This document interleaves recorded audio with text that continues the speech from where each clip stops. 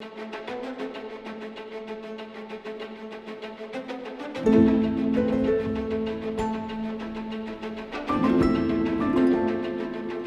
interested in using something like floral arrangement, which has been over history kind of relegated into, the feminine sphere or the domestic sphere, but arranging it in such a way that feels much more aggressive to how it might be originally interpreted or conjured or associated. It's actually what drew me initially to cut paper as well, which historically has been kind of a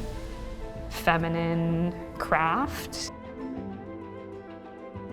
It also has a lot of potential to be something, kind of much more beyond those sort of limited expectations. I'm just interested in kind of breaking up or breaking down or pushing back against these kind of limited ways of looking at craft and also,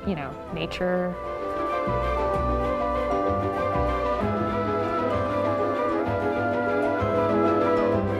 When I look at source material for the work that I make, I look at a lot of other artists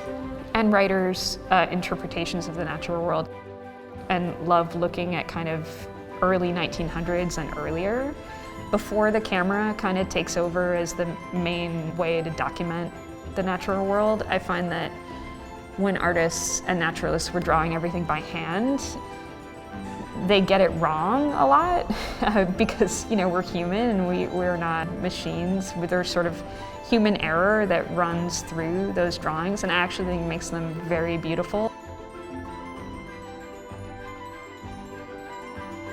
I like the human error, and I actually think the human error is really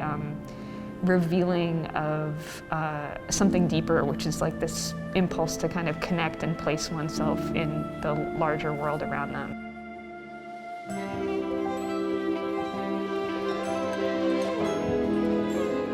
The real, especially with the installation works, the real creative process truly happens on site. So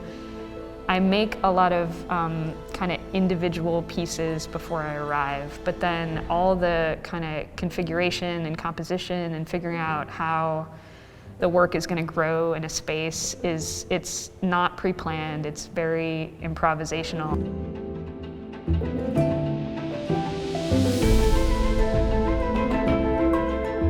So I'm interested in kind of deconstructing old symbolism that we've through time tended to attach onto nature or gender. And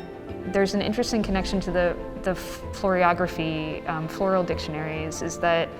they were used by both men and women, but used more frequently by women because women were restrained much more in how they could actually express anything direct, and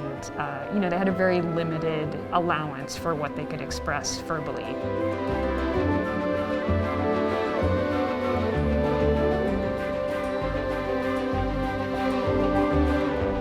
Even though my installation isn't like a direct illustration of the real natural world, my hope is that people can come in and kind of maybe have a renewed sense of how they might go out and experience real nature.